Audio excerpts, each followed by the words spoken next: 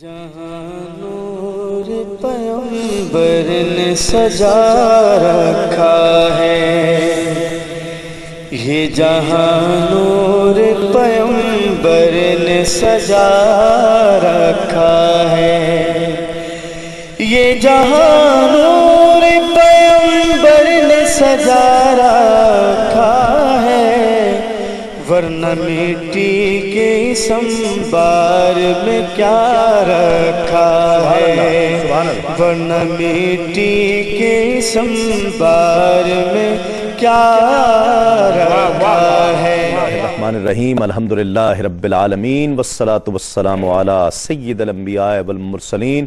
ناظرین محترم، السلام علیکم۔ آپ کا میزبان تسلیم احمد صابری پروگرام خوشبو حسان کے ساتھ حاضر خدمت ہے۔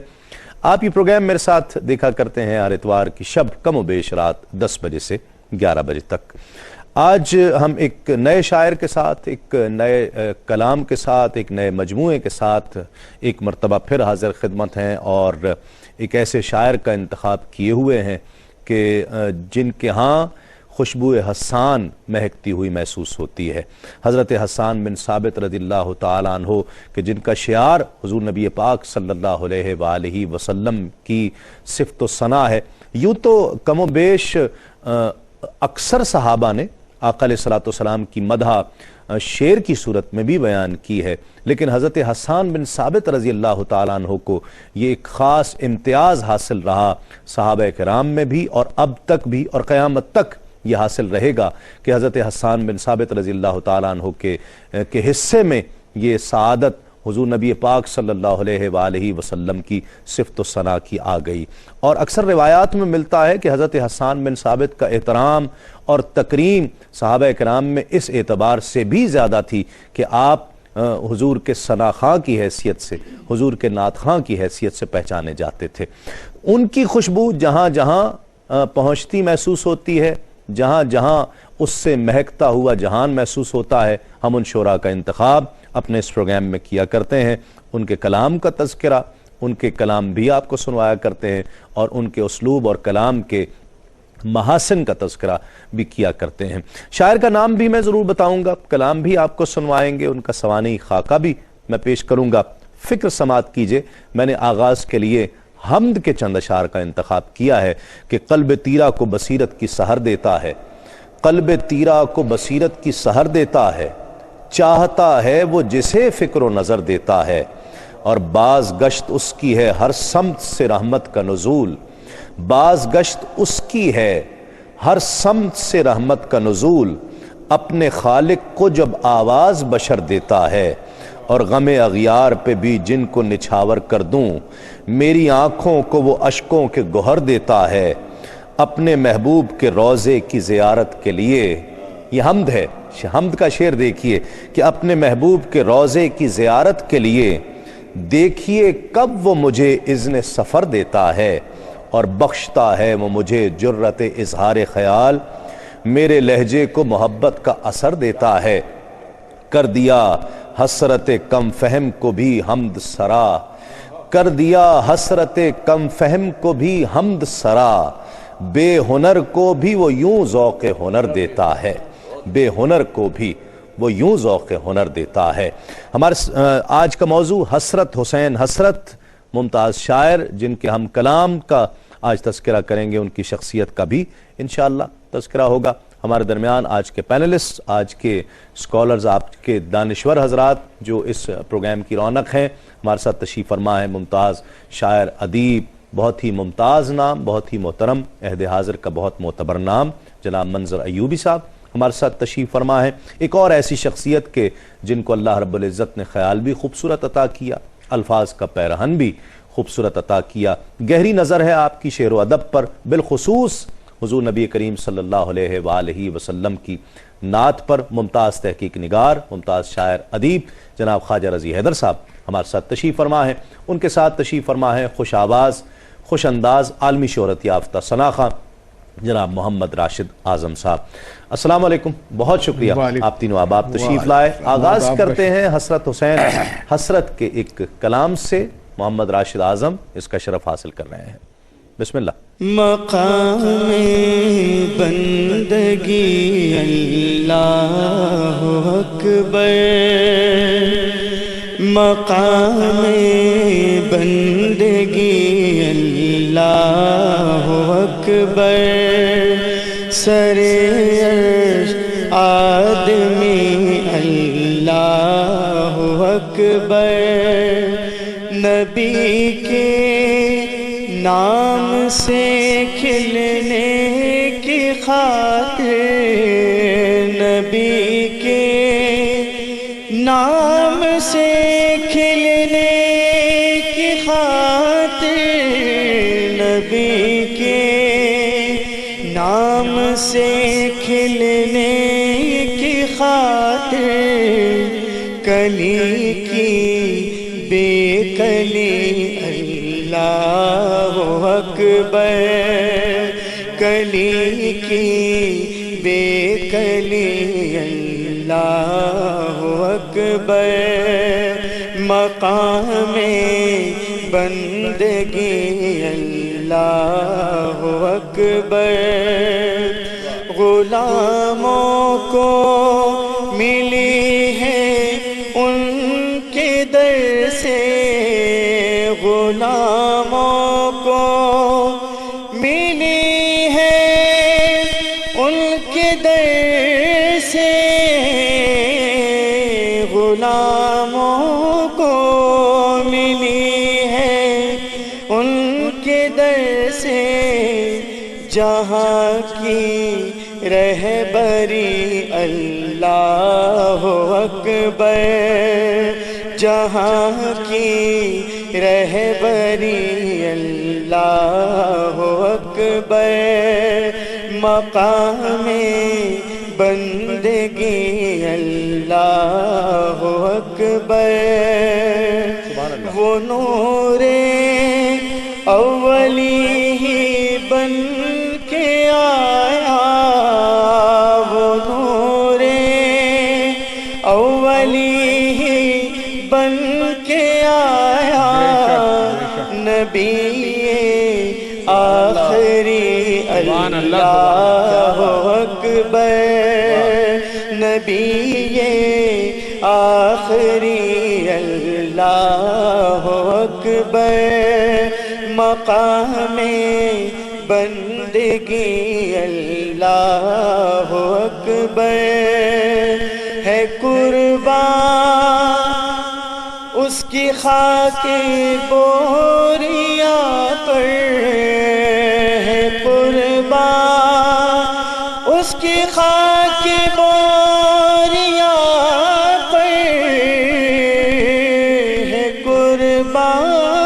قربان اس کی خاک بوریا پر، کلا ہے خسروی اللہ اکبر، کلا ہے خسروی اللہ اکبر، مقام بندگی اللہ اکبر، سر عرش آدمی اللہ اکبر۔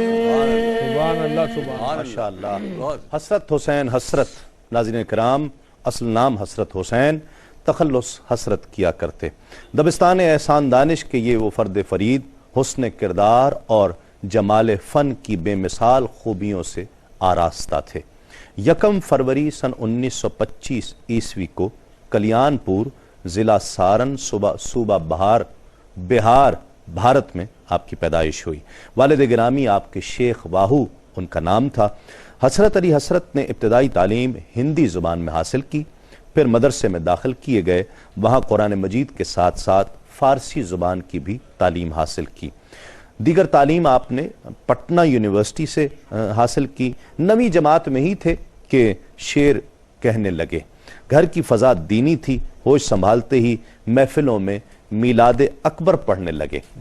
حسرت نومبر 1947 کو ہجرت کر کے پاکستان منتقل ہو گئے اور نارتھ ویسٹرن ریلوے لاہور میں بطور کلرک ملازم ہوئے۔ حسرت نے پہلی نعت 1950 عیسوی میں کہی، جس کا مطلب یہ ہے کہ تو تاجدار حرم ہے، تو عزت آدم، تیرے وجود سے ظاہر وجود ہر عالم۔ 1973 سے نعت گوئی کی رفتار میں اضافہ ہوا اور نعت نگاری کو بہت تنوع کے ساتھ اور انفرادی لب و لہجے سے مالا مال کیا۔ سیرت مصطفیٰ صلی اللہ علیہ وآلہ وسلم حسرت حسین حسرت کی نعتیہ شاعری کا وسیع و رفیع موضوع رہا، جس کو انہوں نے بے شمار رنگوں میں پیش کیا۔ حسرت کی نعتوں میں روح عصر بہت نمایاں ہے، جس کی بنیاد ذاتی کرب اور آشوب ملت اسلامیہ ہے۔ حسرت نے انگریزی زبان میں بھی نعتیں کہیں اور خوب کہیں ہیں۔ حاصل کلام یہ ہے کہ حسرت حسین حسرت کی نعتیہ شاعری دھنک کے صرف 7 رنگوں تک محدود نہیں رہی، اس میں ہر رنگ، ہر خوشبو اور ہر ذائقہ موجود ہے۔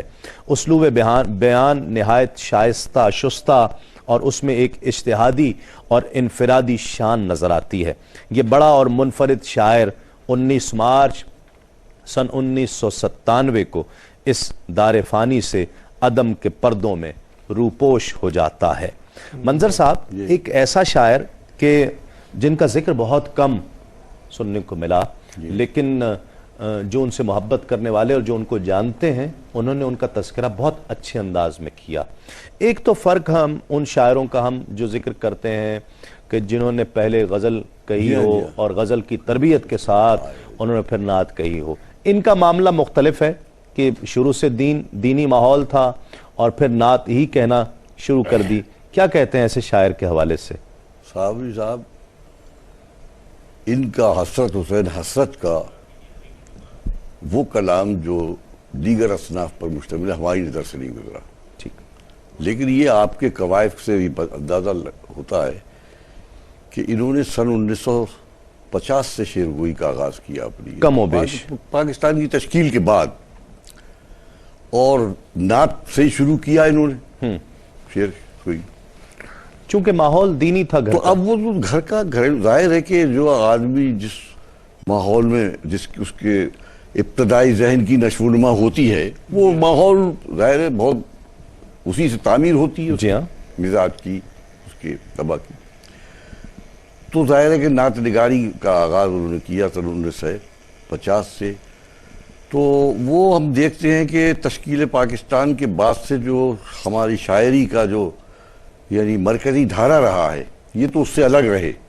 جی اس میں تو ظاہر ہے کہ اس میں شامل نہیں ہے نظر، کیونکہ ہماری نظر سے کوئی کلام ان کا نہیں گزرا، ٹھیک، اور ہے بھی نہیں، اور ہے بھی نہیں۔ تو ظاہر ہے کہ دوسرے نعت نگاروں کی طرح انہوں نے بھی یعنی شروع میں وہی یعنی تقلیدی انداز اختیار کیا، ٹھیک، روایتی انداز اور قسم کی انہوں نے نعتیں کہیں۔ اب اس میں انفرادیت پیدا کرنا یہ تو ظاہر بڑا مشکل کام ہوتا ہے، اور جیسا کہ ابھی آپ نے اپنے اس میں قوائف میں بیان کیا تھا کہ احسان دانش صاحب کا، تو وہ تو خود اپنی ذات سے ایک دبستان تھے، اور ان کے یعنی شاگردوں میں شامل کیا جا سکتا ہے، بالکل۔ تو میں نے کچھ ایسا محسوس کیا، ان کا کلام میری نظر سے گزرا نعتیہ، کہ انہوں نے کوشش تو کی ہے کہ عام روش سے نعت نگاروں کی میں ہٹ کر کوئی اپنی انفرادیت پیدا کر سکوں اپنے کلام میں۔ ذرا حیدر صاحب آپ سنیے، تو مجھے تو یہ نظر نہیں آئی کوئی ایسی کوئی صحیح شعوری کوشش مجھے اس میں نظر نہیں آئی، لیکن بہرحال کہیں کہیں جب ہم پڑھتے چونکا دیتا ہے ان کا کلام، کہیں کہیں معلوم ہوتا ہے کہ وہ شاعر بول رہا ہے۔ تو اس اعتبار سے یعنی وہ شعری تربیت ان کی جو ہے وہ نظر آتی ہے، آتی ہے کہ شعروں کے، لیکن وہ گھریلو، چونکہ گھریلو ماحول ان کا تھا دینی مذہبی، تو وہ شاعر ظاہر مذہبی شاعری کر سکتے تھے۔ لیکن آپ یہ دیکھیں بہت رواں مصرے ہیں، بہت رواں مصرے ہیں، بہت اور رواں اچھا، مصرے ایک یہ بھی ہیں کہ احسان دانش صاحب بہت باکمال، میں یہی پوچھنا چاہ رہا تھا، دبستان احسان دانش بہت منفرد، وہ اپنے ایک شخص بھی بہت منفرد، ممتاز آدمی، وہ تو باقاعدہ یوں سمجھیے کہ وہ صرف یعنی مصروں کی دوست نہیں کیا کرتے تھے، بلکہ یہ کہ فنی نکات سے باقاعدہ آگاہ کیا کرتے تھے. باقاعدہ علم عروض جو تھے وہ اپنے شاگردوں کو بتاتے تھے. اوزان، بہوت، یہ ساری جو تھے وہ پڑھایا کرتے تھے. اچھا، وہ تمام جو احسان رانی صاحب کی تربیت کی جو چیزیں جو انہوں نے کی ہیں وہ ساری ان کے کلام میں سماوات میں موجود ہیں. حضرت آپ نے پڑھا ہے. میں آپ سے تسلیم صابری صاحب ایک بات عرض یہ کروں کہ جیسے ایک بات میں عموماً کہہ دیتا ہوں اور وہ بات اس پر میں پورا یقین بھی رکھتا ہوں کہ نعت کہنا دراصل اپنی زندگی کا ثبوت دینا ہوتا ہے، اور یہ ثبوت آپ کو اس حسرت حسین حسرت کے مجموعے میں سماوات میں جگہ جگہ ملے گا کہ انہوں نے اپنی زندگی کا ثبوت دیا.